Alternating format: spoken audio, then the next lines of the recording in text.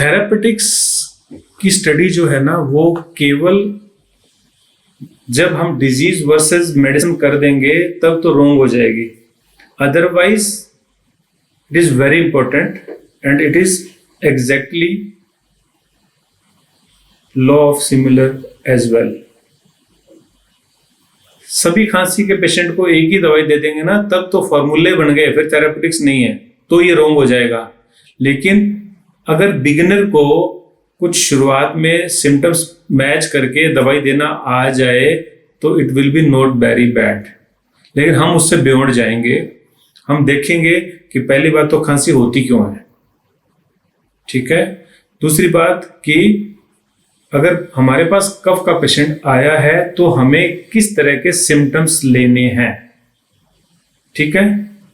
तो कफ is a natural reflex to clear the airways, irritants and mucus.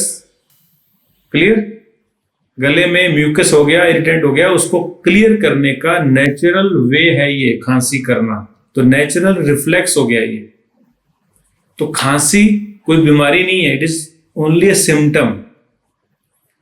Cough can be acute, can be chronic. Acute when it is less than 8 weeks duration, and if it is more than 8 weeks old then it will be called as chronic cough. Clear. तो जो causes हैं वो mixed होते हैं, क्योंकि कोई भी illness acute से क्रोनिक में चली जाएगी तो वो फास्ट करते हैं, क्योंकि वो हमारा मेन सब्जेक्ट नहीं है। लेकिन अपने को जस्ट इनसाइट होनी चाहिए, समझ होनी चाहिए कि अगर खांसी किसी को हो रही है तो हो क्या सकता है। रेस्पिरेटरी इन्फेक्शंस है, कोल्ड है, फ्लूज है, ब्रोंकाइटिस है, निमोनिया है, ये हो सकते हैं। जब ये होगा तो हमें पहचान करना भी आना चाहिए, वो मैं जा नहीं रहा हूं, उसमें पता होना चाहिए कि कैसी साउंड आएगी, कैसी कफ होगी, कैसे कफ ओरिजिनेट होगी, एक्सरे में क्या आएगा, ये सब आपको पता होना चाहिए भाई, ठीक है। अगर मैं करूँगा तो बहुत वास्ट हो जाएगा, फिर तो अपन कर ही नहीं पाएंगे इसको।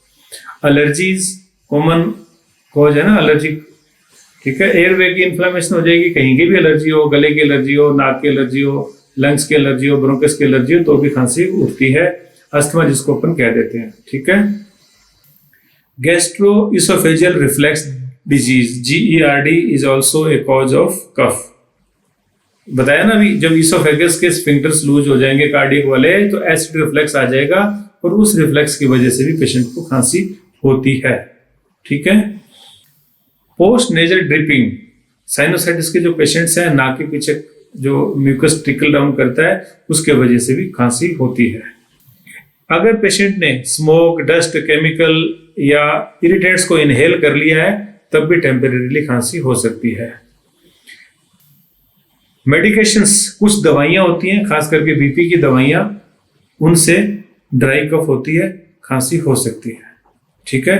स्मोकिंग करने वालों को और कुछ भी नहीं है, केवल ओनली वो स्मोक कर रहा है तब भी उनको खांसी रह सकती है, क्योंकि एयरवेज डैमेज हो जाते हैं, बॉडी उसको फौरन बॉडी समझने लग जाती है और वो लगातार उनको खांसी होती है।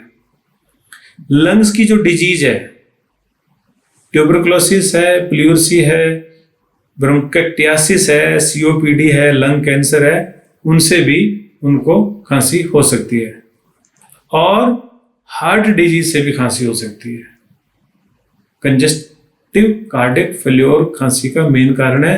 जब वेंट्रिकल जो है ना वो एडिक्वेटली पंप आउट नहीं कर पाएगा तो क्या होगा, थोड़ा थोड़ा ब्लड रेजिडुअल में बचता जाएगा, और बचते बचते बचते बचते इतना ज्यादा हो जाएगा कि पल्मोनरी हाइपरटेंशन होकर के लंग्स के अंदर फ्लूइड आने लगेगा और पेशेंट को एडिमा लेग्स में या बॉडी में फ्लूइड कलेक्ट होने लगेगा। इन पेशेंट्स को भी खांसी होती है, जो हार्ट डिजीज में खांसी जिसको कह देंगे वल्वुलर डिजीज है, तब भी खांसी होती है, हार्ट की वल्वुलर डिजीज, ठीक है। तो there are so many causes, और भी छोटे छोटे कॉजेज हैं, कोई नर्व्स की डैमेज हो जाना, लंग्स की ये वो है, बहुत कुछ है, ठीक है। लेकिन मोटा मोटी है, यस, आजकल बहुत कॉमन है interstitial lung disease, ILD, fibrosis of the lungs, बहुत मेन कॉज है खांसी का, ठीक है। तो इस तरह से हमें पता होना चाहिए कि खांसी का पेशेंट है तो केवल कफ को देख के इलाज कर देंगे ऐसा नहीं है। जैसे मैंने उसमें अपने 10 अप्रैल को भी बताया था कि हमें डायग्नोज करना है कि आखिर ये खांसी हो क्यों रही है। तब अगर हम इलाज करेंगे तो हमारे सामने अच्छे ऑप्शंस आएंगे और पेशेंट जल्दी ठीक होने वाले हैं। ठीक है, तो as homeopath physician case history is very important. हमें पता होना चाहिए कि जब खांसी का पेशेंट है, मतलब एक सिम्टम लेके आया है, तो डायग्नोज पहले करना है हमने। ठीक है, इनिशियल फ्यू मिनट्स के बाद में, इनिशियल फ्यू टाइम्स की कन्वर्सेशन के बाद में आपको पता हो जाएगा कि ये पेशेंट क्या हो सकता है। फिर उसके कंफर्मेटरी सिम्टम लेकर के आपको डायग्नोसिस तो बनाना ही बनाना है कि ये है। ठीक है, ब्रोंकाइटिस है, दवाइयां अलग है। लेरिंजियल कफ है, दवाइयां अलग है। ब्रोंकाइटियासिस है, दवाइयां अलग है। कार्डिक वार्डिक वाले तो अलग होनी है। ठीक है ना, तो इस तरह से डायग्नोसिस पहले बनाना है।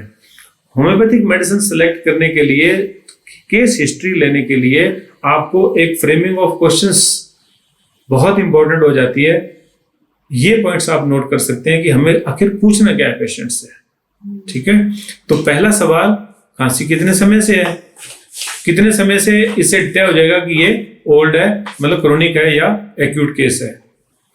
फिर हम लेंगे कि कफ है जो ड्राई कफ है या लूज कफ है। और अगर पेशेंट ने आपके सामने खांस लिया तो सोने में सुहागा हो जाएगा कि आपको पता चल जाएगा कि ये खांसी कैसी है। आपको पता होना चाहिए कि ये खांसी जो है कैसी खांसी है, इस खांसी को क्या बोलेंगे। मैं एग्जांपल दे रहा हूं, कफ बार्किंग, कफ आइसोलेटेड। बार्किंग किसको बोलेंगे? डॉग की तरह खांसी जब आएगी। आपको पता होना चाहिए डॉग की खांसी कैसी होती है, नहीं तो फिर बताना बहुत मुश्किल हो जाएगा। कफ बाउट्स इन 1 2 3 बाउट्स होते हैं ना, ये सिंगल बाउट हो गया, और यही 2 बार हो जाएगा और ये 3 बार हो जाएगा। पैरोक्सिज्म बोलते हैं, बाउट्स कह सकते हो, पैरोक्सिज्म बोल सकते हो। ठीक है, आइसोलेटेड, सिंगल, आइसोलेटेड, अकेली खांसी। आइसोलेटेड 2 तरह से यूज होती है, सिंगल बाउट है तब भी, और केवल खांसी है और कुछ भी नहीं है उसको। ठीक है, कफ आइसोलेटेड। हार्ट कंप्लेंट्स विद, ये रूब्रिक है। तो मैंने बता दिया पहले कि हार्ट में ये इलनेस होती है, इनके साथ में खांसी होती है, तो आपको डायग्नोस आप कर लेंगे तभी तो ये रूब्रिक सेलेक्ट कर पाएंगे। कफ एग्जॉस्टिंग कब लेंगे? पेशेंट क्या बोलेगा? अजी खांसी आके मेरी तो जान निकल गई, यानी कि एग्जॉस्ट हो गया मैं तो। आसान है। कफ एग्जॉस्टिंग। कफ हैबिचुअल, कुछ भी नहीं है, सारे डायग्नोसिस क्लियर, कोई दवाई नहीं खा रहा, कुछ कॉज नहीं है, बस ऐसी खांसी हो रही है। या खांसी तो रहती ही रहती है, कुछ और हो या ना हो, तो कफ आ जाएगी हैबिचुअल। और बिना काम से खांसी करता रहेगा, बोले बस मुझे तो लगता है थोड़ा गला वो खांसी कर लूं तो अच्छा लगेगा। गला क्लियर करना अलग है, खांसी अलग है। या कफ हैबिचुअल है। कफ होलो, अरे ये रूब्रिक लिखो मत, इनकी मीनिंग पे जाओ। होलो ये सब है उसके अंदर, सॉफ्टवेयर में, बुक्स में सब है। कफ होलो, ठीक है, जैसे कफ बार्किंग थी ऐसे ही कफ होलो है। होलो मीन्स खाली, घूम घूम करके ऐसे आवाज आएगी अजीब सी, ये कफ होलो होगी। कफ इंसिसेंट, इंसिसेंट किसको बोलते हैं? बच्चे को खांसी सांस नहीं देने दे रही, लगातार खांस रहा है, पानी नहीं पिया जा रहा है इससे, इंसिसेंट कफ। अब ये तो लिखा नहीं तुमने, अब इसीलिए गर्दन ला दी, और जब ऐसे रूब्रिक बोल रहा था तो उनको लिखी जा रही थी, लगता है याद ही रह गया। कफ मफल्ड, मफल्ड क्या होता है? मफल्ड होता है लो वॉइस, बिल्कुल लो वॉइस, मैं तो जोर से कर रहा हूं, लो वॉइस कफ हो जाएगी, वो मफल्ड कहलाएगी। आवाज, आपकी आवाज अनम्यूट करो ना, अनम्यूट करो। हाँ, हेलो सर। हाँ, हाँ सर, मैं आपको डिस्टर्ब नहीं करना नहीं चाहती नहीं, इसलिए डिस्टर्ब करना है, इंटरेक्शन के बिना तो काम अधूरा हो जाएगा। सर एक रूब्रिक है कॉफ कांस्टेंट, हाँ, तो फिर इस इंसिडेंट और कांस्टेंट में क्या डिफरेंस होगा सर? बस यही तो बात है। देखो क्या है, आप किस रिपर्टरी में से देख रहे हो? सर अभी तो मैं नहीं देख रही हूँ, लेकिन मैंने ये रूब्रिक है ना कंप्लीट रेपर्टरी में देखा था हाँ, सर। ये बस यही rubric। प्रॉब्लम है। देखो क्या है, आपको हाँ, मैं नई चीज बता दूं, क्योंकि जब आप मुझसे लास्ट मिले थे कभी, जब अपन पढ़ते थे, तब मैं कंप्लीट का दीवाना था। अब मैं कंप्लीट का दीवाना ही नहीं हूं, क्योंकि वो रिपर्टरी कंफ्यूजिंग रिपर्टरी है, उनसे कुछ होता ही नहीं है। छोटी रिपर्टरी पे आ जाओ, ठीक है? छोटी रिपर्टरी में बोरिक, बोनिंगसन और अपना फाटक रिपर्टरी, ठीक है? ठीक है सर। इन दोनों हाँ, में सर। कोई डिफरेंस नहीं है। जो आपने बोला है ना, ये रूब्रिक सेम है, ठीक ओके है? सर। हाँ, तो जो बिल्कुल अपेरेंटली सिमिलर है ना, उनसे कुछ आने जाना नहीं होता। और मैं बहुत हैरान हूं कि हमारे मास्टर्स ने हमारे लाइफ को कॉम्प्लिकेटेड से और कॉम्प्लिकेटेड बना दिया। होम्योपैथी में इलाज करना ऑलरेडी बहुत मुश्किल था, और उन्होंने ऐसा करके उसको और मुश्किल बना दिया, ठीक है? जैसे एक फस्टिडियस रूब्रिक है, फस्टिडियस रूब्रिक में कंप्लीट में कितनी दवाइयां हैं? आई थिंक या तो 63 है या 36 है, जो मेरे को पहले याद था, ठीक है? और यही चीज आप अगर चले जाओगे, शायद बोरिक में 2 ही दवाइयां हैं, नक्सोमिका और सनिक, खेल खत्म। उन 63 में से हम कुछ नहीं ले सकते, या 36 है, मैं भूल रहा हूं उसको, मतलब हम वहां से दवाई नहीं निकाल सकते। इसलिए जो छोटी रिपर्टरी है, ये वेरीफाइड रिपर्टरी है, क्लिनिकली वेरीफाइड है बोरिक रिपर्टरी। और जो फाटक रिपर्टरी है ना, वो जो डॉक्टर SR फाटक है, उसने एक एक रूब्रिक पे खुद काम किया हुआ है, यस सर। और वो इंडियन है, हाँ, ठीक है? अब जैसे आपके आने से पहले बात कर रहे थे कि स्टोमक को जनरलिटी में लेंगे या पर्टिकुलर में लेंगे, मुश्किल है ना। सॉरी, डिजायर वर्जन को, डिजायर को, स्टोमक को नहीं, डिजायर को इसने, बोरिक ने तो लिख रखा हुआ है स्टोमक के अंदर, उसने Stomach रखा में लिखा हुआ है। उसने लिखा हुआ है जनरलिटी के अंदर, हाँ, कंप्लीट में जनरलिटी में है। हाँ सर। ये जो है ना, ये टकराव है या उनकी ओपिनियन है, इसको कुछ मर्जी कह दो, लेकिन हकीकत ये है कि डिजायर और अवर्जन जो है, ये काम के रूब्रिक है, बस। हाँ, कहीं से मर्जी उठा लो, काम का है ये, ठीक है? और मैं तो देखो, आप मुझे जानते हो, मैं बिल्कुल ही ओपन एंड गेस्चर वाला पर्सन हूं।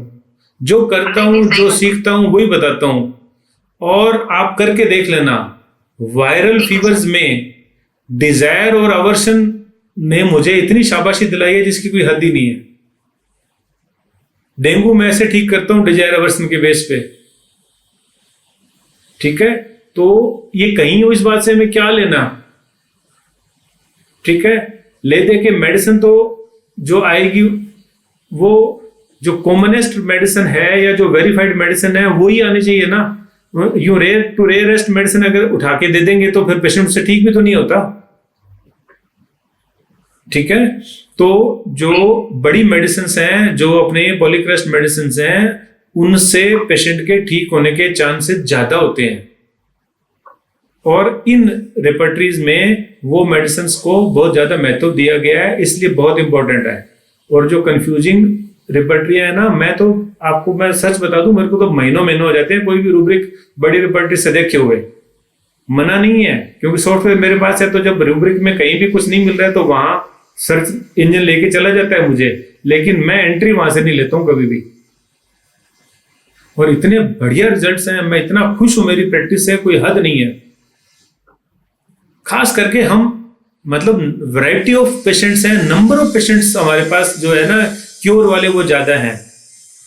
और जो बहुत बड़ी रिपर्टरियां या बड़े खतरनाक वाले जो रूब्रिक है ना, उनसे पेशेंट ठीक होते हैं, जीरो तो कुछ भी नहीं है ना, लेकिन वो बहुत कम है रिजल्ट्स। यहाँ आपको जनरल रिजल्ट्स ज्यादा मिलने लग गए हैं हमें। तो जनरल जो पेशेंट्स ठीक होते हैं, उनसे प्रैक्टिस बढ़ती है ना, ऑफ कोर्स अगर किसी का कैंसर ठीक हो गया तो भी प्रैक्टिस बढ़ेगी, या वो अच्छी बात है, बुरी बात थोड़ी है, लेकिन खांसी तो ठीक होनी चाहिए। सोचो यार कितनी बुरी बात है हमसे खांसी नहीं ठीक हो, नहीं है क्या? सही बात है। खांसी से लोग परेशान हैं, मैं सच बता रहा हूँ। होम्योपैथ से आप बात कर लो, अरे बोले खांसी का पेशेंट आ गया, क्या दिमाग खराब होता है लोगों का। और हमारे पास रेयरली ऐसा होता है कि खांसी का पेशेंट ठीक ना हो। मतलब हमारे पास जब खांसी का सीजन होता है ना, 2-3 महीने लोगों से दवाइयां खा खा के लोग आते हैं और तुरंत ठीक होते हैं पेशेंट्स।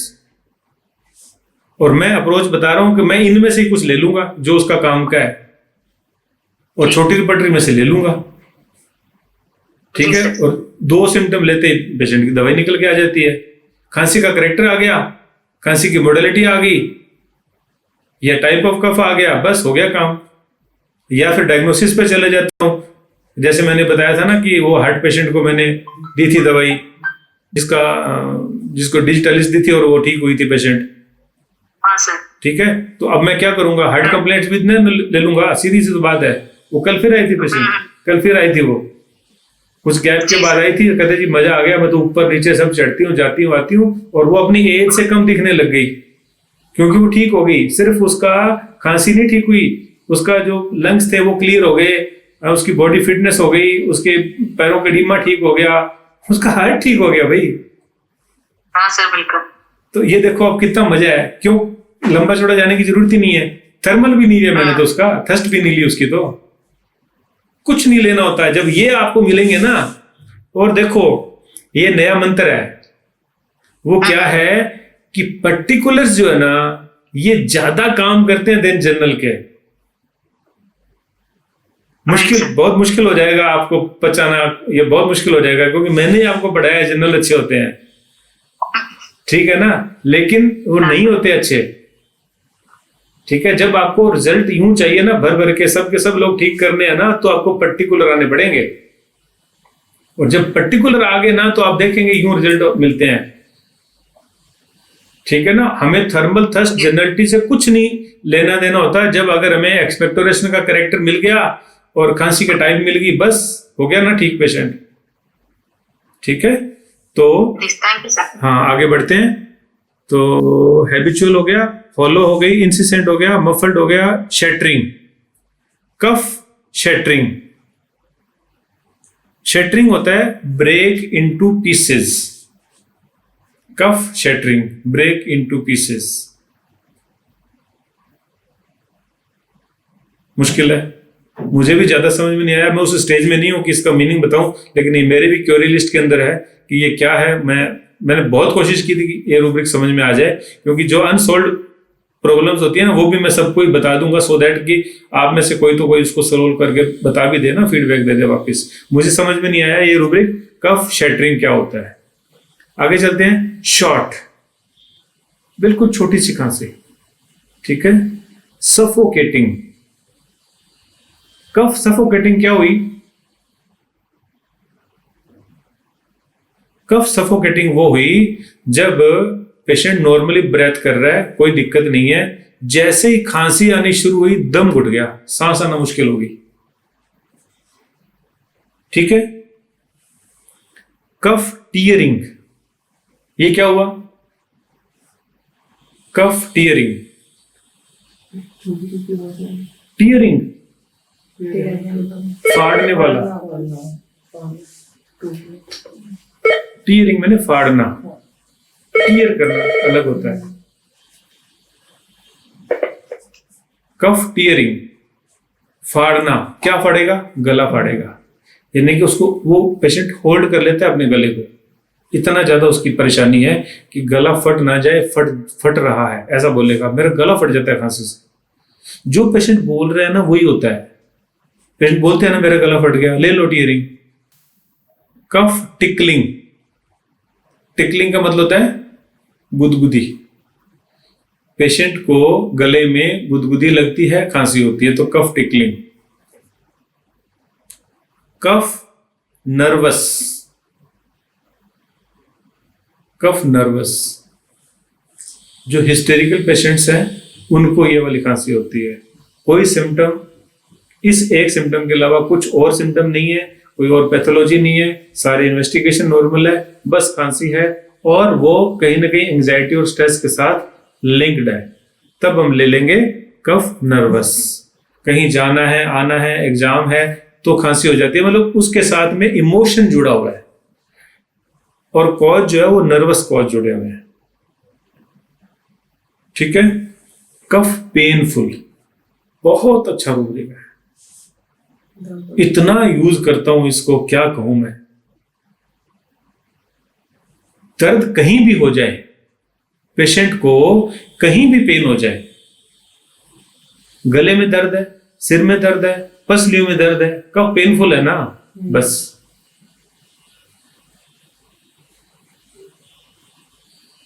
कफ पेनफुल। वूपिंग वायलेंट स्पाज्मोडिक, ये भी रूब्रिक में बहुत यूज करता हूं। कफ, वूपिंग, वायलेंट, स्पाज्मोडिक, तीनों एक साथ वर्ड्स लिखे हुए हैं कोमा कर करके, एक ही रूब्रिक के अंदर लिखे हुए हैं फाटक में। तो वूपिंग क्या होती है? काली खांसी। लेकिन काली खांसी तो है ही नहीं आजकल। तो काली खांसी के करेक्टर को देखो क्या होती है। कफ खांसी शुरू होगी, एक के बाद एक खांसी आ जाएगी, खो खो खो खो खो, मतलब पेशेंट खांसेगा खांसेगा खांसेगा ऐसे, मतलब यूं एक के बाद एक खांसी आती है और साथ में वूप आती है। वो मतलब ऐसा हो गया फिर खांसी आएगी, ऐसा हुआ फिर खांसी आएगी। ये जब होता है तो हमें वूपिंग वर्ड लेना है। जब खांसी ज्यादा हो, भाई बहुत खांसी है, पूरी बॉडी हिल रही है और बहुत ज्यादा खांसी है, तो ये लेना है। और स्पाज्मोडिक, स्पाज्मोडिक किसको कहते हैं? अभी नहीं है, जब बिल्कुल ही नहीं है। पेशेंट क्या कहेगा? ना आए तो 10 मिनट बिल्कुल ना आए, लेकिन जब आती है तो I can not prevent. Spasm को प्रिवेंट नहीं कर सकते। जब खांसी एक बार शुरू हो गई तो सोचे ना रोक लूं, आमतौर पे अगर थोड़ी बहुत खांसी तो हम रोक सकते हैं, लेकिन वूपिंग वाली खांसी है तो नहीं रोक पाएंगे। अर्थात जब स्पाज्मोडिक कफ है तो नहीं रोक पाएंगे। इतना बढ़िया रूब्रिक है, काम आता है। जब ये हो जाए तो मैं ये जरूर ले लेता हूं।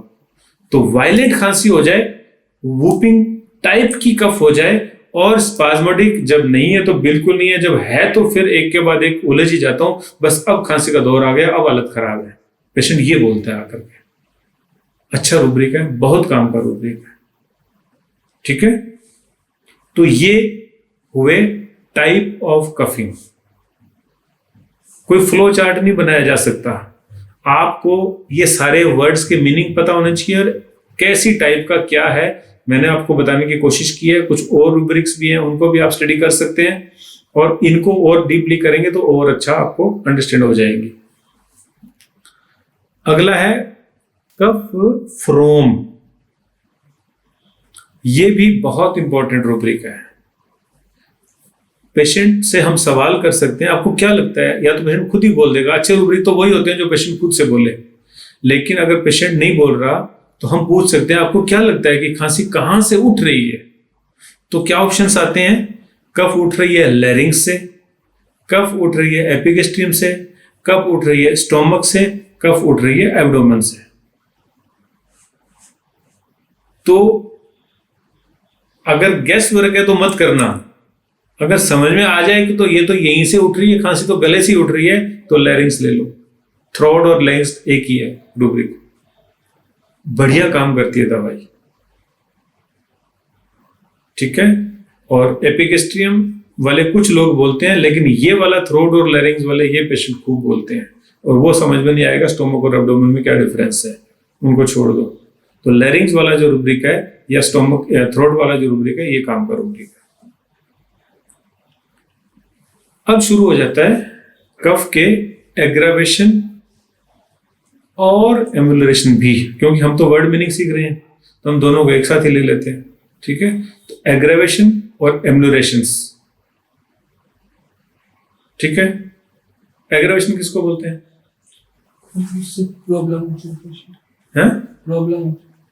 प्रॉब्लम हो बढ़ जाए, नहीं, मेडिसिन बढ़ जाए, हो तो डिफरेंट है।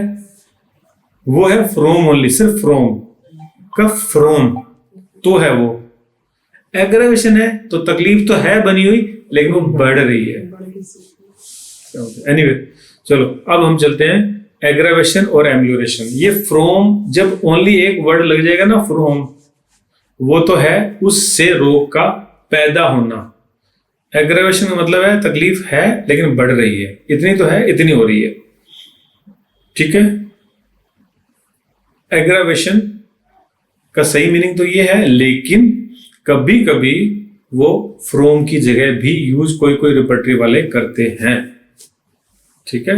लेकिन बेसिकली आप इसको ये समझो कि खांसी किस से बढ़ती है, अर्थात खांसी कब ज्यादा होती है।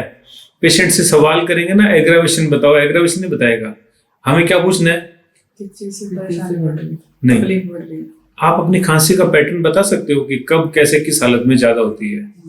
When it used to get worse, ऐसा पेशेंट से फ्रेम करना है क्वेश्चन, कब खांसी अधिक होती है, तब वो बोलेगा, जो बोलेगा वो देखना। चलो अभी अपन करते हैं, ठीक है। टाइम, सबसे पहले टाइम। टाइम में क्या? मॉर्निंग, इवनिंग, मिडनाइट, नाइट, ये है टाइम। और इन सभी टाइम की सही डेफिनेशन आपको पता होनी चाहिए कि मॉर्निंग किसको कहते हैं, इवनिंग किसको कहते हैं, मिडनाइट क्या होता है, नाइट किसको कहते हैं। और इनका भी night before, night after, midnight after, ये वो करके रूब्रिक है, वो आसानी से हो जाने वाली चीजें, बहुत मुश्किल नहीं है। लेकिन आपको पता होना चाहिए नाइट का मतलब क्या है। सूरज खत्म, लाइटें जल गई, ये नाइट है। क्या तब से तकलीफ शुरू हो रही है, ये आपको देखना है। ये मिडनाइट है, आफ्टर मिडनाइट है, अर्ली मॉर्निंग है, मॉर्निंग है, ये ठीक है। वो टाइम पे जाओगे आप लोग। ऐसा ही एग्रावेशन एज वेल एज एम्यूरेशन, ठीक है। टाइम के अलावा अब शुरू होती है दूसरी चीजें, वो क्या? ओपन एयर, ठीक है। ओपन एयर का मतलब फैन चल जाना नहीं है। फैन चल जाना क्या है? ये मैं मतलब उसका रूप तो एम्यूरेशन बाय बीइंग फैन्ड, मतलब नहीं नहीं नहीं नहीं, कहाँ चले गए? एग्रावेशन पे जरा ध्यान देना है। अभी एग्रावेशन, हाँ दोनों ही कर रहे हैं अपन। ओपन एयर एग्रावेशन अगर है तो बाहर जा करके उसको तकलीफ हो रही है, चाहे हवा है या नहीं, हवा तो हर जगह है। ओपन में चला गया जब बाउंड्रीज नहीं है, दैट इज ओपन। टेरेस में चले गए और बाहर चले गए जहां बाउंड्रीज नहीं है, दैट इज ओपन। ये डेफिनेशन देखनी पड़ेगी सब चीजों की भाई, ठीक है। वो होता है ओपन। फैन, फैन है वो एयर है, ब्लोइंग एयर जब आ रही है वो एयर हो गई। तो ये ओपन एयर एम्यूलेट भी करती है और एग्रावेट भी करती है। एंगर, एंगर बहुत इंपॉर्टेंट रूब्रिक है, कई लोगों को बहुत अच्छा काम आता है। एंगर एग्रावेट्स वाला। असेंडिंग स्टेयर्स एग्रावेट्स, सीढ़ियां चढ़ेगा, सांस फूलना नहीं, खांसी होना। सांस फूलना अलग है, ठीक है।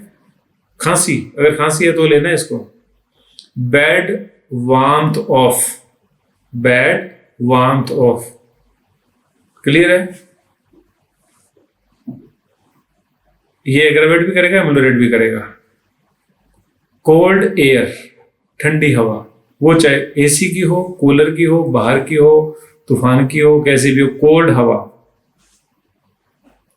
ड्रिंक, कुछ भी पिएगा एम्यूलेट कर सकता है, कुछ भी पिएगा खांसी बढ़ भी सकती है, दोनों चीज आ गई। मिल्क, वाटर, कुछ भी पिए, इनका अलग अलग रूब्रिक है। विंड, विंड किसको बोलते हैं? हवा ही होती है। हवा तो है, पर विंड क्या? ऐसे हवा का झोंका जब आ रहा है, विंड जो है एकदम से। खुली हवा जब बड़ी होगी ना, एयर छोटी भी हो सकती है, विंड बड़ी होती है, ठीक है। कंपनी एग्रावेट, कंपनी एम्यूलेट भी है। कॉफिंग एग्रावेट, कफ, कफिंग एग्रावेट। हाँ, ये क्या हुआ? खांसी जब एक बार आ जाए ना तो फिर बहुत बार आती है। एक बार चल जाए ना, पेशेंट बोलते हैं ना ऐसे, एक बार चल जाए तो फिर तो रुकने का नाम नहीं है जब तक मैं ये ना ले लूं। तो कफ, कफिंग एग्रावेट, ठीक है। डे टाइम, डीप ब्रीदिंग, हंसने से जो खांसी आती है वो भी डीप ब्रीदिंग है, लाफिंग, दोनों में काम आ जाएगा। हंसने के समय एक लंबी सांस आती है, जैसे लंबी सांस आई तो खांसी शुरू हो जाएगी, ठीक है। और लाफिंग अपने आप में भी रूब्रिक है, ध्यान रखने की जरूरत है। डीप ब्रीदिंग, लंबी गहरी सांस लिया, जैसे हम चेक करेंगे, स्टेथो लगाएंगे, डीप सांस लिया, खांसी शुरू। Descending aggravate, descending means stair से नीचे उतरना, ठीक है। Drinking aggravate, eating aggravate, emotions aggravate. Emotions क्या होते हैं? सर इमोशंस बोलो।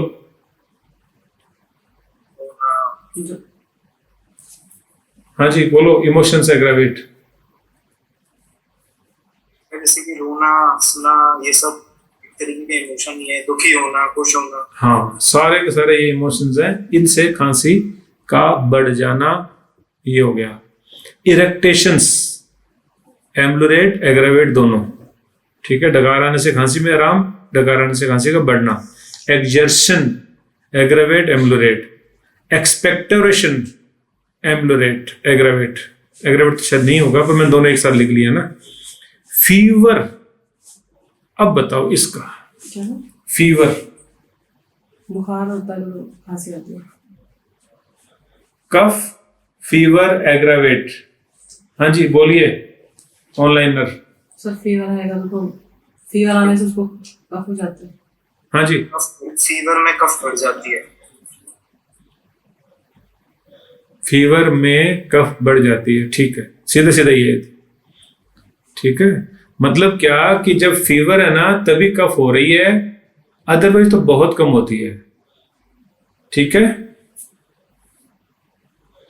फ्लेटस एम्बुलेट है, fog aggravate, fright aggravate, hot application ambulate, laughing aggravate, lifting aggravate. Lifting aggravate बताओ। लटकने से लिफ्टिंग सॉरी किसी चीज Thinking को है। उठाने को, जैसे किसी चीज सर को कोई उठाना है तो कुछ उसको उठा लिया ना, लिफ्ट कर लिया। जब वजन उठाता हूं तो खांसी जरूर आती है। सब तो लिफ्ट ऐसे भी तो करते हैं, खुद को भी तो लटकते हैं। लिफ्ट तो सर ऐसे भी करते हैं। हाँ तो उसमें खांसी आ जाएगी उसको, जब भी उसने वजन उठाया हाँ। उसको खांसी आएगी। वजन उठाना, लटकना नहीं है, ठीक है। लाइंग एग्रावेट, लाइंग एम्बुलेट भी है। कफ, मीजल इन एग्रावेट, ये होगी वो वाली जो आप कहते हैं ना मीजल में फ्रोम वाला। अब ये देखो यहाँ पे ये फ्री स्टाइल है रिपर्टरियां, इनको कोई बाउंड्री नहीं है। तो यहाँ पे मीजल इन एग्रावेट लिया हुआ है, यानी कि खांसी जब मीजल वाले लोगों को खांसी है तब यही दवाइयां देनी है जो इसमें है। कफ, मेंसेस एग्रावेट और मेंसेस एम्बुलेट दोनों रूब्रिक है, ठीक है। नेक टच एग्रावेट, गर्दन को छुआ खांसी आएगी, पेशेंट को यूं यहाँ छूते ही जो है ना खांसी आती है लोगों को।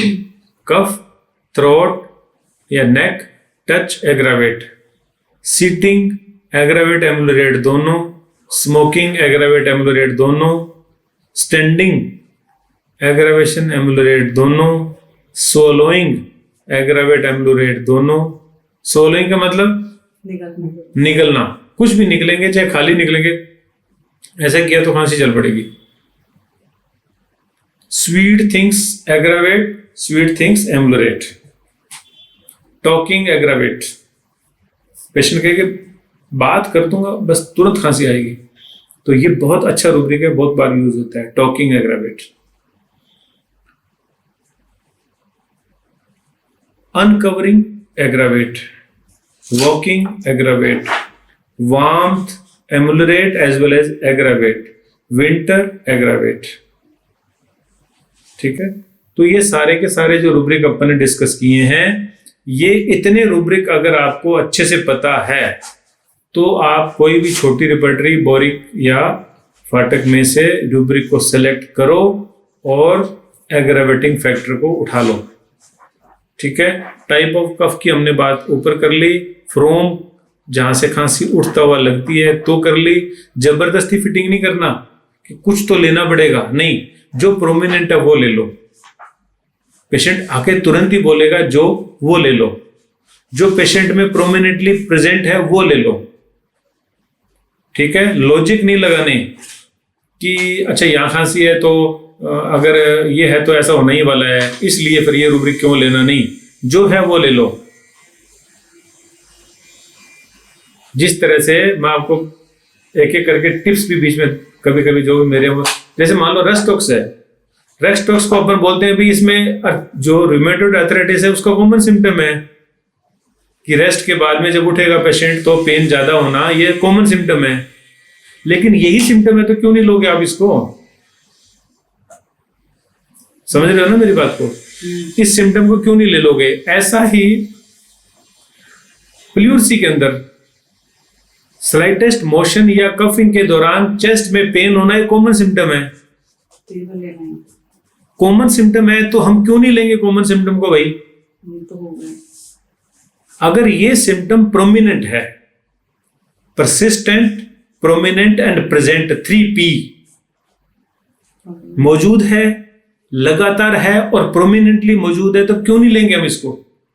लेंगे ना, ब्रानिया देंगे। प्लूरसी में ब्रानिया काम करती है, शानदार काम करती है। अगर ये सिम्टम है, कुछ भी और ना लो, आप देके देखना दवाई, ठीक है। ऐसा ही अगर रूमेटॉइड आर्थराइटिस का पेशेंट है, ये सिम्टम बहुत स्ट्रांगली प्रेजेंट है, तो पेशेंट ठीक होगा, इसमें कतई कोई शक नहीं है। इसलिए इस बात से बाहर आ जाओ कि ये डिजीज सिम्टम है, ये हमने नहीं लेना। क्यों नहीं लेना? पेशेंट में डिजीज प्रोड्यूस करने की उस दवाई की ये कैपेबिलिटी है प्रूविंग के दौरान कि this medicine can produce pleurisy, this medicine can produce joint pain of such character. क्यों नहीं लेंगे हम इनको? तो जो मेडिसिन हेल्दी ह्यूमन बीइंग में प्रोड्यूस करेगी प्रूविंग के दौरान, वही तो वो ठीक करेगी। डिजीज सिम्टम क्यों नहीं ले रहे? That is why I am saying कि हमारे मास्टर्स ने, जो भी लोग थे, उन्होंने होम्योपैथी को कॉम्प्लिकेटेड से और ज्यादा कॉम्प्लिकेटेड बना दिया है। जो सिंपल थी, बाहर आना है, रिजल्ट्स लेने हैं। चलो आगे चलते हैं। अब है जी खांसी के कॉन्कोमिटेंट्स।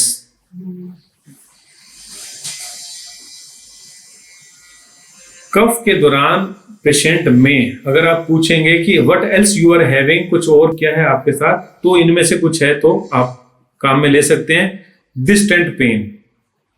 डिस्टेंट पेन का मतलब है लैरिंग्स, थ्रोट, ये वो हेड वगैरह से दूर कहीं जाके पेन हो रहा हो, खांसी करने से उसका कोई लिंक नहीं हो। हिप जॉइंट का पेन, ये वो लोगों को होते हैं, वो बहुत काम का रूब्रिक है। अगर मिलता है तो कॉन्कोमिटेंट तो एग्रावेशन एमुलरेशन से भी ज्यादा इंपॉर्टेंट होते हैं।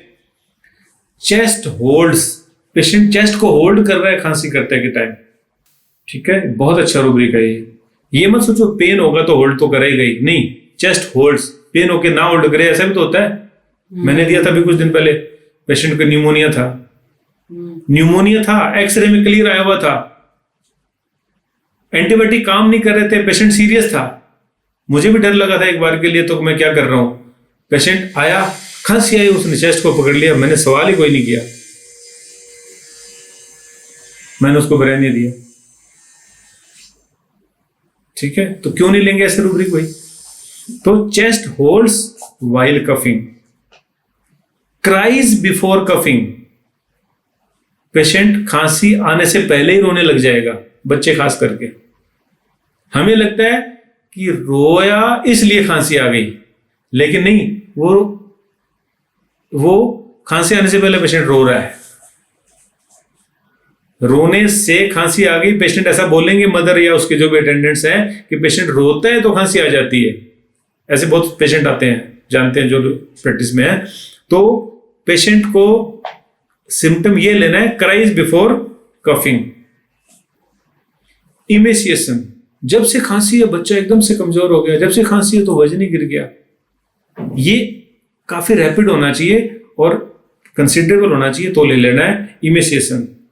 एपिस्टेक्सिस, खांसी का कोई लेना देना नहीं है, लेकिन उसको है तो जब से खांसी है नक्सीर भी आने लगी है। इरेक्टेशंस, डकार, एग्जॉस्टिंग, खांसी कर करके थक गया, वीकनेस आ गई। Head holds, heart complaint, lacrimation, खांसी कर करके आंखों में आंसू। कितने लोगों में आते हैं? सबको तो नहीं आते, किसी का आते हैं तो ले लो उसको, कारण कुछ भी हो उसको छोड़ो, nausea, vomiting, cough, pregnancy during, sleepiness with cough. बड़े लोगों को दवाई दी मैंने इस सिम्टम पे, स्लीपीनेस विद कफ। पेशेंट को जब से खांसी रहने लगी है, नींद ही बहुत आ रही है। अब अगर पेशेंट एलोपैथिक मेडिसिन लेकर के सो रहा है, उसको रूल आउट करना जरूरी है, क्योंकि एंटी एलर्जिक दवाएं तो खाएगा ना वो, या कोडिन की सिरप वगैरह पिएगा, तो वो नहीं। उसके बिना भी अगर उसको स्लीपीनेस है तो ये सिम्टम बहुत काम का सिम्टम है। Sneezing with coughing, sweat with coughing, concomitant की बात कर रहे हैं हम लोग। एक रूब्रिक है और किसी रिपर्टरी में शायद नहीं है, फाटक रिपर्टरी में है, और हम यूज करते हैं इस रूब्रिक को, आनंददायक रूब्रिक है। ठीक है, क्या? कफ वेक्स, कफ वेक्स। इस रूब्रिक को समझना ही बड़ा मुश्किल हो गया था। कफ वेक्स, खांसी जगा देती है। पेशेंट सो गया, खांसी मुझे जगा देती है, लो जी, सीधा सीधा काम है। पेशेंट क्या बोलेगा? मेरे को दिन में खांसी नहीं आती, सब ठीक है, लेकिन रात को मुझे खांसी जगा देती है, या बच्चे को जगा देती है। इसका उल्टा हो रहा है, कफ वेक्स डज नॉट। मां बोलेगी बच्चे को नींद में खांसी बहुत आती है, दिन में तो नहीं आती खांसी, नींद में आती है। मेरा सवाल होगा, बच्चा जग जाता है या नहीं जग जाता? अब जगना और नहीं जगना का आपको पता होना चाहिए। जगना किसको कहते हैं? जगना मीन्स आंखें खुल गई, अवेयर हो गया सराउंडिंग के लिए और सही आंसर कर रहा है, पूरा कॉन्शियस है, ये है जगना। नींद में खांस रहा है, माँ ने दवाई भी दे दी, पानी भी पिला दिया, वो नहीं, उसको जगना नहीं बोलेंगे। आंखें खुल गई और नॉर्मल रिस्पॉन्स कर रहा है, एज इफ नॉट स्लेप्ट, तो लेना है कफ वेक्स, और नींद में ही खांस रहा है, खांसी करे जा रहा है, चाहे दवाई भी दे दी, नींद में ही है, तो होगा कफ वेक्स डज नॉट। दोनों की दवाइयां अलग है, बहुत अच्छी अच्छी दवाइयां इसके अंदर, और सिम्टम मिल जाने पर कभी भी फेल नहीं हुआ मैं। इतने प्यारे रूब्रिक्स हैं खांसी के, क्योंकि आपको पता है मैं रिपर्टरी से काम करता हूं, मैं थेरापेटिक से काम नहीं करता हूं। ठीक है, तो रूब्रिक्स तो पता होना चाहिए ना हमें, कैसे रूब्रिक्स पे काम करना है। अब ये बहुत अच्छा रूब्रिक है, आप अगर इसको स्टडी करेंगे, कफ में वेक्स, तो आप इसको इग्नोर करके चले जाएंगे। कफ वेक्स डज नॉट, अरे छोड़ना यार, नींद नहीं, पूछो उससे। अगर ये तभी कफ हो रही है तो हमारा सवाल इंपॉर्टेंट हो जाएगा। मेडिसिन पे नहीं जाना, मुश्किल हो जाएगी, बहुत लंबे हो जाएंगे, फिर तो अपने यही करते रह जाएंगे, क्योंकि आप रूब्रिक्स को समझोगे तो ज्यादा समझ लोगे, और मेडिसिन को याद करना ही नहीं है, क्योंकि हमने तो रिपर्टाइज करना है। सिंगल मेडिसिन है नहीं, कभी कभी कोई एग्जांपल के रूप में हम ले लेते हैं, लेकिन जनरली अपने को मेडिसिन पे काम नहीं करना, मटेरिया मेडिका भी नहीं पढ़ना। अगर रिपर्टरी पढ़ ली तो मटेरिया मेडिका तो आपकी गुलाम हो जाएगी। ठीक है, और मटेरिया मेडिका को अदरवाइज गुलाम बना ही नहीं सकते आप। ठीक है, अब ये रूब्रिक आपको कहाँ मिलने लगा है? आप पढ़ लो, जो से मर्जी बड़ी क्या बोलते हैं मटेरिया मेडिका निकाल लो आप। अगर आपको ये सिम्टम मिल जाए तो मुझे बता देना आप। एलन वेलन की तो बात ही क्या है, आप तो हेरिंग में भी नहीं मिलेगा आपको ये। ठीक है, और जो दवाइयां इसमें दी है, और वो दवाइयां होने पर पेशेंट ना ठीक हो तो मुझे बता देना कि देखो सर आपने बोला था, अगर पेशेंट आपका सही बता रहा है, आपने सही ऑब्जर्व कर लिया, तो ये फेल होने वाला काम ही नहीं है। ना ये चेस्ट होल्ड वाला है, ना क्राइज वाला है फेल होने वाला, ना स्लीपीनेस वाला है, ना वोमिटिंग वाले, कोई रूब्रिक फेल नहीं हुआ आज तक। अगर हम रूब्रिक सही सेलेक्ट करने के मास्टर है ना, तब फेल नहीं होंगे। अगर हमने रूब्रिक ही गलत ले लिया ना, फिर तो नेचुरल है, फिर तो फेल ही है, फिर तो पास होंगे ही क्या। ठीक है, इतने शानदार रिजल्ट है ना, जो इतनी बात मैंने जो पिछले आधे घंटे या पौन घंटे में जो करी है ना खांसी के रूब्रिक्स के बारे में, इतने रूब्रिक्स अगर आपको समझ है और आप उनको गलत नहीं ले रहे हो, तो खांसी के कोई पेशेंट आपके नहीं ठीक हुए ऐसा नहीं रहेगा, चाहे कारण कोई भी रहा हो। ठीक है, मैंने इनसे ही कोरोना निकाले हैं लोगों के, बहुत कोरोना ठीक करे हैं मैंने, क्योंकि उनके खांसी के पैटर्न पूछता था मैं, तब से ये मैंने किए हुए हैं खांसी के रूब्रिक्स। ठीक है ना, तो ऐसे तो कोरोना ठीक होते हैं, ऐसे ही सीजनल कफ वाले पेशेंट ठीक होते हैं, ऐसे ही ILD के पेशेंट ठीक होते हैं, क्योंकि उनका रूब्रिक तो कफ ही है। मेन रूब्रिक किसी भी बीमारी का जब चीफ रूब्रिक कफ है तो मैं छोड़ूंगा नहीं पेशेंट को। समझ गए ना? Yes, sir. अरे आसान बनाओ होम्योपैथी को यार, मुश्किल मत बनाओ। ये होम्योपैथी सिंप्लीफाइड है और बहुत आसान है होम्योपैथी से इलाज करना। ठीक है, हम आगे बढ़ेंगे, हम आगे आपको जो जो भी, जैसे मान लो हमने पिछली बार पाइल्स का किया था, सवाल ही नहीं पैदा कि पाइल्स का कोई पेशेंट ठीक हुए बिना रह जाए, और 50% पॉपुलेशन पाइल्स की पेशेंट है। सोचो आप कितने पेशेंट है पाइल्स के, तो मतलब क्या है कि पाइल्स ठीक होने बिना रह जाए। ठीक है, चलो हम कर लेंगे कैंसर की भी बातें, ऐसा नहीं है कि हम कैंसर नहीं ठीक करेंगे। खांसी तो कर लो, कहावत है, अरे खांसी नहीं ठीक होती इससे, नहीं कहते क्या? हाँ, तो बस फिर अब खांसी ठीक होने लग जाएगी, उसका मतलब हम डॉक्टर अच्छे बन गए ना। अरे इनसे तो बुखार नहीं ठीक होता, बोलते हैं ना लोग, हम बुखार ठीक करेंगे ना। ठीक है, तो हम क्यों नहीं बेसिक से चलें, हम क्यों नहीं खांसी और बुखार से अपनी यात्रा को शुरू करें। आगे चलते हैं, रैपिड फायर कर लेंगे अब। ठीक है, देखो अब आपने देख लिया ना कि किस तरह के रूब्रिक्स, किस तरह की केस टेकिंग, किस तरह के कॉन्कोमिटेंट, एग्रावेशन, एम्बुलेशन, खांसी के पेशेंट में क्या ऑब्जर्व करना, क्या क्या बीमारी से खांसी होती है। अब हम कुछ दवाइयां कर लेते हैं, क्योंकि उसके बिना हमें लगेगा कि अरे अभी भी हम क्या देंगे। ठीक है, जो हमने अभी रूब्रिक्स में किया वही रूब्रिक्स जो है कोई एक दवाई में इकट्ठे सामने आ जाएंगे, तो हमें कॉन्फिडेंस और बढ़ जाएगा कि हाँ ये ठीक है। तो एंटीमोनियम टार्ट, ठीक है, antimonium tart due to excessive accumulation of mucus in chest but nothing comes up, rattling sound, और इंपॉर्टेंट इज कैपिलरी ब्रोंकाइटिस। जो मैंने 10 अप्रैल को बताया था वो है ये वर्ड, कैपिलरी ब्रोंकाइटिस या एल्वियोलाइटिस।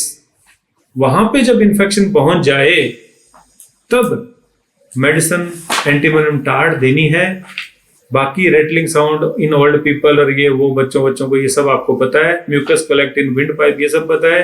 It seems as if much would be expectorated but nothing comes up. ये रूब्रिक ही वहां से आया है कि पेशेंट खांस रहा है, लगता है बहुत कफ आ जाएगा लेकिन कुछ बाहर नहीं आता है, इसका मतलब हो गया कि ये कैपिलरी ब्रोंकाइटिस है, कैपिलरी एल्वियोलाइटिस है, क्योंकि वहां पे जो कफ रिफ्लेक्स है वो काम ही नहीं करता। इनकी खांसी का जो एक्ट ऑफ कफिंग है ना, वो वहां से एक्सपेक्टोरेट बाहर निकालने में कैपेबल ही नहीं है। इसलिए इन्फेक्शन जब वहां है तो आपको कुछ और नहीं सोचना, आपको दवाई एक देनी है, वो है एंटीमोनियम टार्ट। ठीक है, बाकी जो इसके सिम्टम है, स्लीपी है, ये है, वो सब है नहीं है तो मैं तो नहीं परवाह करता उस बात की। है तो ठीक है, वेलकम, लेकिन हम एंट्री वहां से नहीं लेंगे, हम एंट्री कैपिलरी ब्रोंकाइटिस या एल्वियोलाइटिस से ही लेंगे, जहां पे लगता है कि पेशेंट के बहुत एक्सपेक्टोरेट आने वाला है लेकिन पेशेंट के कफ बाहर नहीं आ रहा है। सिंपल कहानी है। ठीक है, हम इतना सिंपल बनाएंगे ना होम्योपैथी को, तब जाकर के सबकी प्रैक्टिस ठीक होगी। हमें सबकी प्रैक्टिस ठीक करनी है। नेक्स्ट है arsenic album. Asthma like dry cough, no expectoration, cough cold descends from the nose to larynx to trachea, patient cannot tolerate cold, cough aggravates in midnight, cough due to sensation of sulfur like fumes in throat। अब sulphur like होंगे वो तो patient नहीं बोलने वाला, लेकिन उसको लगता है कि यहाँ पे इरिटेशन हो रही है, धुआं सा जा रहा है गले में। Cough after drinking water, dyspnoea as in asthma. अब यहाँ पे क्या क्या चीज मेन होगी कि आर्सेनिक में एक्सपेक्टोरेशन नहीं होता है, आर्सेनिक में कफिंग कोल्ड के बाद यानी कि कोराइजा के बाद धीरे धीरे नीचे होती होती है लंग्स में सेटल होती है। ठीक है, पेशेंट चिल्ली होता है, टॉलरेट कोल्ड ही नहीं कर सकता, सेंसिटिव इतनी ज्यादा है, कोल्ड के लिए सेंसिटिव है पेशेंट। कोल्ड एग्रावेट्स भी है, cold can not tolerated by भी है, सब कुछ है। और एलमेंट फ्रॉम कोल्ड भी आर्सेनिक के अंदर है। और मिडनाइट एग्रावेशन अनएक्सप्लेनेबल चीज है, आधी रात को खांसी होना। ठीक है, और आर्सेनिक में वो थर्स्ट है, चिल्ली है, स्मॉल क्वांटिटी है, प्रोस्टेशन है, जो आप जानते हो ना आर्सेनिक को, वो आर्सेनिक है। ऐसा नहीं है कि वो सिम्टम नहीं है, वो है। लेकिन हम आर्सेनिक को उन सिम्टम के बिना भी अगर खांसी के ये वाले सिम्टम हो, ये वाले कॉजेज हो, ये वाली मोडिलिटी हो तो देंगे, पेशेंट ठीक होना पड़ेगा। ठीक है, क्लियर हो रही है चीजें? ब्रेनिया,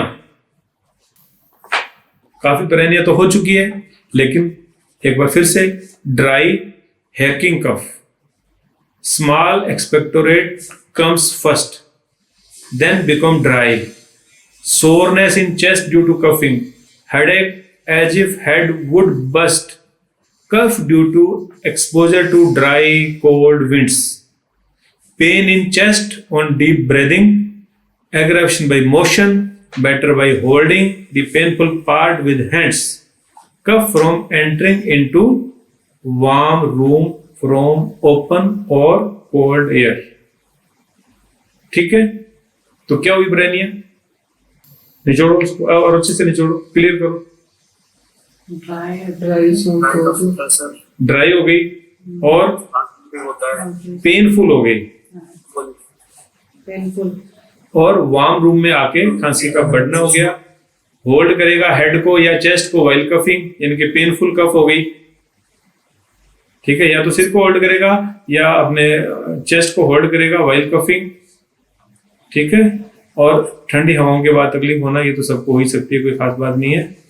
तो मेन है इसकी एग्रावेशन फ्रॉम मोशन, उस मोशन को रोकने के लिए वो होल्ड करेगा हेड को या होल्ड करेगा चेस्ट को। ये मोशन ही है जो उसको मतलब एग्रावेट कर रहा है, यानी कि पेन है उसको।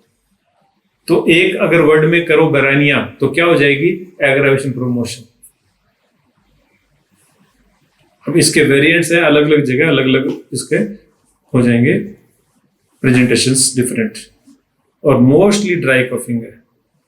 ठीक है, क्लियर हो रही है सबको? Yes sir. बढ़िया। अब आते हैं जी कैलकेरिया कार्ब। कैलकेरिया कार्ब को मैं काफी लोगों में देता हूं। आमतौर पे खांसी में पता नहीं लोग कितना देते होंगे, मुझे नहीं आइडिया, लेकिन मैं देता हूं। बड़ी अच्छी मेडिसिन है, स्पेशली जब कफ विद एक्सपेक्टोरेशन है, चाहे व्हाइट हो, येलो हो, सॉर, ऑफेंसिव लाइक पस। Patient can not tolerate cold, इनकी चिल्ली आपने को पता ही है, और डोंट वांट कोल्ड एयर, ये भी चिल्ली वाले मामला हो गया। Sweat on neck and head at night, feel as if wearing wet socks in feets. ठीक है, तो यानी कि ये दवाई है क्रोनिक कफ के लिए, जब पस लाइक एक्सपेक्टोरेशन आ जाएगा और पेशेंट चिल्ली होगा अच्छे से, पैर ठंडे जैसे गीले सॉक्स पहने हुए हैं और हर जगह ठंडा ठंडापन फील होगा, ठंड टॉलरेट भी नहीं कर पाता है पेशेंट। और ये है कैलकेरिया कार्ब, क्रोनिक कफ के अंदर बहुत अच्छा काम करती है। एक्सपेक्टोरेशन जहां गाढ़ा हो, बहुत बढ़िया रिजल्ट है इसका। कोस्टिकम पहले कभी नहीं देते थे, लेकिन अब 2-1 साल से कोस्टिकम का भी अच्छा मैंने रिजल्ट देखा है ड्राई कफिंग में। Dry cough with hoarseness and with rawness, गला दर्द करता है, रॉनेस, कच्चा हो गया गला, सेंसिटिव हो गया गला। Dry cough with hoarseness with rawness, aphonia यानी कि वही hoarseness, inability to expectorate, patient को लगता है कि कफ है, चेस्ट में एक्सपेक्टोरेशन है, लेकिन पेशेंट एबल नहीं है उसको बाहर निकालने में, लगता नहीं है कि बाहर निकालूं। स्पुटा मस्ट बी सोलोड, बाहर नहीं निकलेगा, सोलो हो जाएगा। inability to expectorate with normal mild cough, wants to cough deeply, has to swallow sputa as it does not come out easily. तो मैं जो कॉस्टिकम को सिलेक्ट करता हूं वो एक ही रूब्रिक पे करता हूं, शानदार वाला। इस पूरी सारी स्टोरी का एक ही मतलब क्या कि पेशेंट जो ना डीपली खांसी करेगा, किस चक्कर में कि मैं कफ को बाहर निकाल दूं, जोड़ लगा है। लेकिन निकलेगा नहीं, जाएगा फिर भी उल्टा ही, मतलब उसको एक्सपेक्टोरेट बाहर नहीं आएगा और वो स्वोलो ही हो जाएगा उससे। बस एक ही ये खास बात है।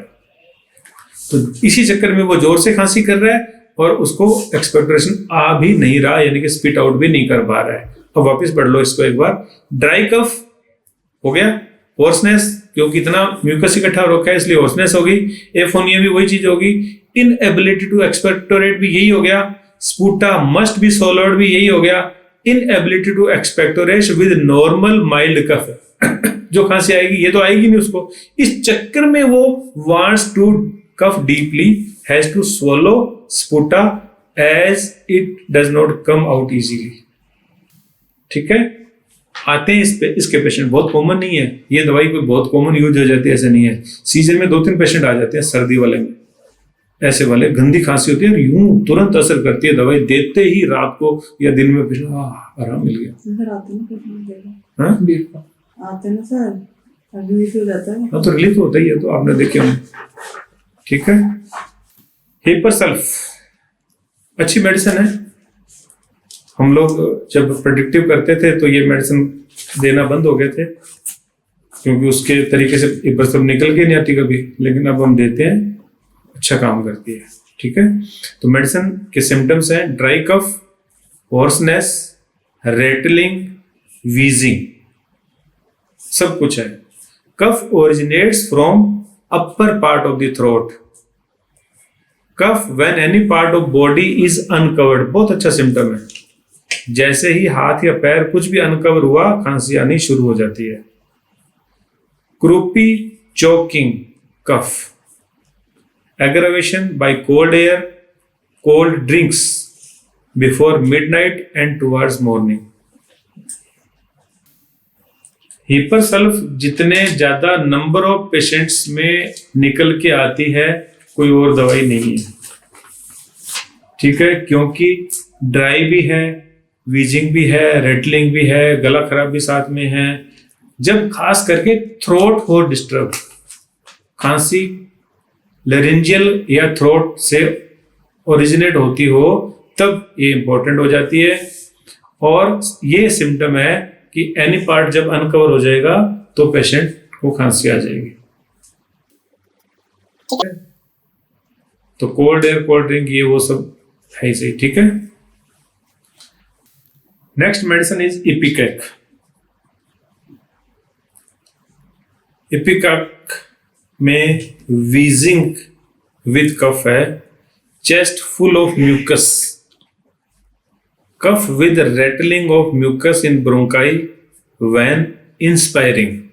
ये आप स्टेथो से देखोगे तो क्लियर होगा, व्हेन इंस्पायरिंग।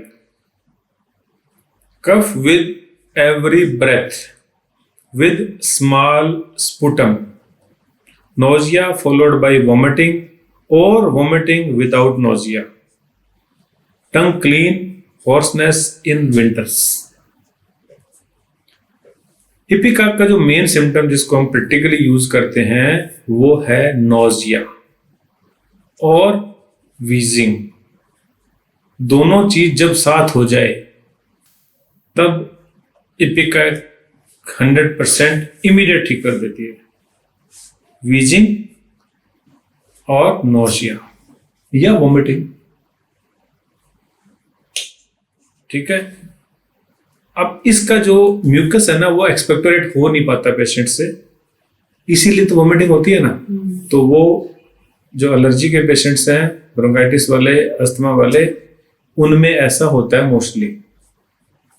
ठीक है, कुछ राइटर्स लिखते हैं कि बच्चों के अस्थमा में ये मेडिसिन बहुत फ्रीक्वेंटली इंडिकेटेड रहती है और अच्छा काम करती है। मैंने भी देखा है, दवाई अच्छा काम करती है। ठीक है, नेक्स्ट मेडिसिन इज कालीबाइक्रोमियम। कालीबाइक्रोम का तो मैं एग्जांपल ही देता हूँ, बहुत बढ़िया मेडिसिन है। हमेशा कुछ भी नहीं, सिर्फ स्टिंजी चिपकने वाले जो एक्सपेक्टोरेशन जब हो गए और थ्रोट से जब टिकलिंग लगातार हो रही है तो पेशेंट को ये दवाई दे दो, पेशेंट ठीक होता है। और एक्सपेक्टोरेशन अगर बाहर आ गया तो वो जेलेटिनस लाइक चिपकने वाला स्टिकी एक्सपेक्टोरेशन होता है। Pulsatilla, loose cough in morning, dry in evening. Sputum thick है, येलो है, ग्रीन, खास करके ग्रीनिश जब एक्सपेक्टोरेशन हो जाएगा तो pulsatilla is very good medicine. Heaviness and operation and soreness of the chest, cannot tolerate the cloth, must open the windows। सब दुनिया जानती है पल्सटिला ओपन एयर में जाकर के पेट रिफिल करता है, गेट्स भी खोल देगा, खिड़कियां खोल देगा, बाहर की तरफ चला जाएगा। रिच फूड, हैवी फूड खाने के बाद में एग्रावेट करता है। Patient can not lie on the left side, likes cold food and thirstless patient है पल्सटिला। स्पोंजिया बहुत शानदार मेडिसिन है। Dry barking whooping kind of cough, hard to expectorate, larynx is painful on touching, dyspnea, cough from deep parts of the lungs, dry barking, croupy cough। ठीक है। Tuberculinum, dry hard sputum, thick profuse rattles in the whole chest, chronic cough, family history of TB, patient wants air, better in open air, profuse sweating at night। बहुत सारी दवाइयाँ, करीब करीब 20 दवाइयाँ तो और मैंने लिखी हुई है जो मैं यूज करता हूँ। उनमें से कुछ रेयर मेडिसिन भी हैं, कुछ काम की मेडिसिन भी है। मदर टिंचर्स के रूप में जस्टिसिया मदर टिंचर और अरेलिया डायडिमा बहुत अच्छे मदर टिंचर्स हैं, दोनों बहुत अच्छा काम करते हैं हॉट वाटर के साथ देने में। लार्ज नंबर ऑफ पेशेंट्स को हम लोग दे भी देते हैं, रिलीव भी पेशेंट करते हैं। इंटरकरेंट मेडिसिन के रूप में ट्यूबरकुलिनम एवेरे, ट्यूबरकुलिनम बोवाइनम, बेसिलिनम, सोरेनम, सल्फर और पायरोजिनम, ये सारी दवाइयां जो नोसोड्स के रूप में, इंटरमिटेंट के रूप में शानदार काम करती हैं। तो ये हो गई आज की क्लास।